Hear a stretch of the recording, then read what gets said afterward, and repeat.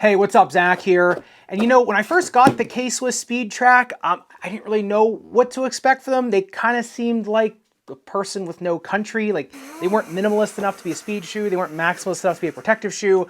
But my buddy Nate from Tennis Point USA just said, just try them. I'm telling you, you'll like them, because he had tried them. And I'm really glad that Tennis Point did send me these, because they are really something special in the tennis space. And that comes from someone who's a little bit more of a K-Swiss skeptic than others. So let's get right into them. And that's not to say I don't like K-Swiss. I like K-Swiss fine. I just don't like how a lot of people just blindly buy K-Swiss without ever actually trying another shoe. They're almost like the Nike basketball of tennis sometimes. But like I said, completely and utterly blown away by the SpeedTrac. That does start in the uppers. And I think what I like most about the uppers is you're getting the best parts of a slipper tongue or a booty liner, as well as the best parts of a three-piece tongue, kind of like in the Court FF2 and 3, except you don't have the heft of the Court FF2 or 3. As you can see, you have the slipper tongue or the one-piece booty liner, and then you've got the really nice TPU pieces coming up over the top of it. You're also getting integrated lace eyelets combined with traditional lace eyelets,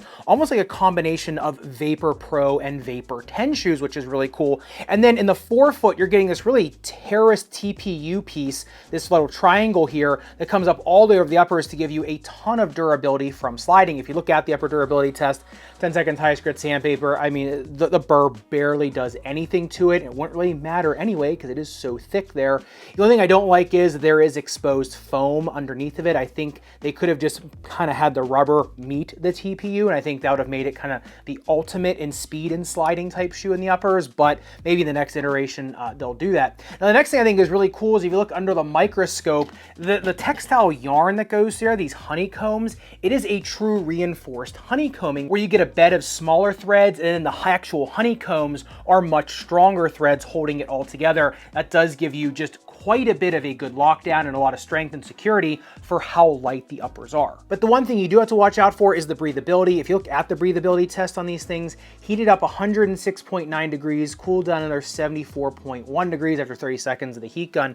As you can kind of see when I did the mapping with the smoke gun too, there's not a lot of egress there. Like, there's not a lot of air exchange coming through the dorsal part of the shoe, the vamp or the toe box. It's mainly coming back out the ankle collar, and that makes sense because it is a pretty wide ankle collar at that. So they're not the worst things in terms of breathability, and because they are so light and easy on your feet, they never feel like they're heating up a lot. But I could see that this tongue or the booty liner on this may start to hold on to moisture if you are playing in really extreme conditions for a very long time outdoors. But by far my favorite part of the SpeedTracs was the midsole. It is an entire bed of that Surge or Surge Plus foam. But then I think the really cool part of the midsole is the shank. It is a super wide shank, both on the lateral side and medial side. And it also has these little bridges that go on the medial and lateral side. Now that might not look like it does a lot, but it does connect those two pods of tread, and it does create a little bit of a bridging effect there, which also creates a little bit more of a diving board effect, so that the main body of the shank is bending when the shoe bends, as well as that external part of the shank is then bending. I mean, it's not going to magically turn you into Pete Sampras going up for a jump overhead, but it does keep your foot feeling pretty fresh, especially in the arch if you are somebody with those types of issues, which we will talk about. And if you look at it on the bounce height test, got 32 centimeters in the heel, 34 centimeters in the forefoot, average 33. And honestly, for how light the foam is, you know, how bottom light that foam is underfoot, I did think that was a pretty good type bounce height on this, just because, like I said, combined with that shank, these do feel incredibly quick, incredibly bottom light, but because that foam still has a lot of stability, you're not sacrificing any of that side-to-side cutting power. But getting into the outsole tread, this is where I really didn't know what this was going to do on a court, but this kind of honeycombed waving grid pattern does give a ton of forgiveness on outdoor hardwood courts. I wouldn't be putting this on clay anytime soon. The clay is just going to cake right into these little grids. But in terms of really forgiving hard court play, if you want to slide, you can. You want to grip, put a little more force into it, and it will grip. This was a really pleasant surprise to me, especially because if you look at the speed ratio of the SpeedTracs, comes in at a 2.42, which is kind of right in the middle of the pack because, like I said, that foam doesn't give you, zoom air type properties. However, when you do put this shoe on, it does almost feel like Nike Cushlon with a giant air bubble through it. That's kind of the feeling you get underfoot, and that's kind of the feeling of launch you also get on these. So the first step launch on these is really tremendous, and if you're going side to side, they feel really light and easy to get back and forth with. So really, no matter where you're trying to catch speed from, number one, first step launch, or number two, when you're just, going back and forth like crazy, this kind of setup still has you covered. By far the best part of that setup has to be the durability of it. You look at the Outsole durability test, 10-second tire grit sandpaper.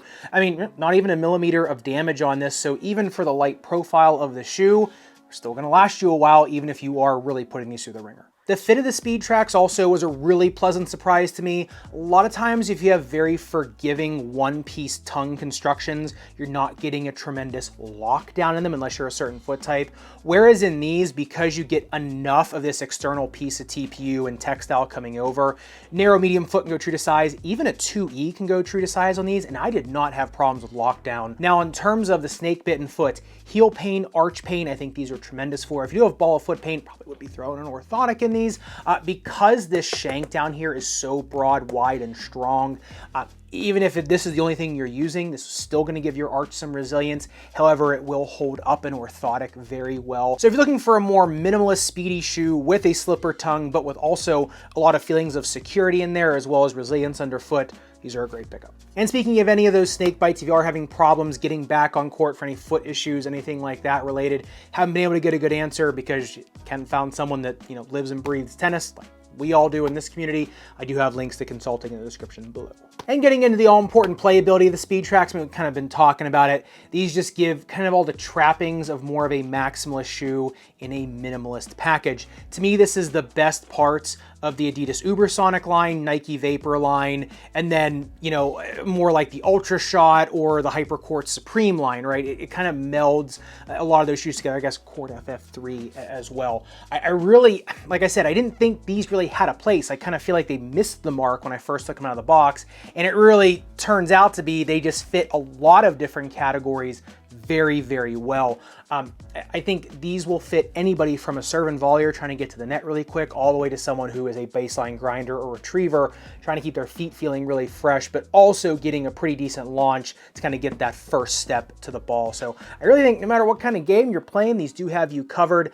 I will say, I think the forefoot in these probably will wear out faster than anything, the midsole foam in the forefoot. So I think if you can get an orthotic in there, a low profile one even, I think you're really gonna help yourself out in terms of the long run with these. So I really do think K-Swiss did hit a home run with these, and I'd like to see more from K-Swiss kind of in this realm, more of the, just bringing all of the kind of simple and effective technology they have into a shoe like this. So I'd love to hear your thoughts in the comments down below about the SpeedTrac, if you're looking to go for them, or if you are like a lot of people in my comment section, just sticking with the Hypercourt Supremes, let me know in the comments down below. And if you want to see another sibling to the K-Swiss SpeedTrac under the knife, the Adidas Ubersonic 4.1, make sure you click into this video up above and subscribe down below.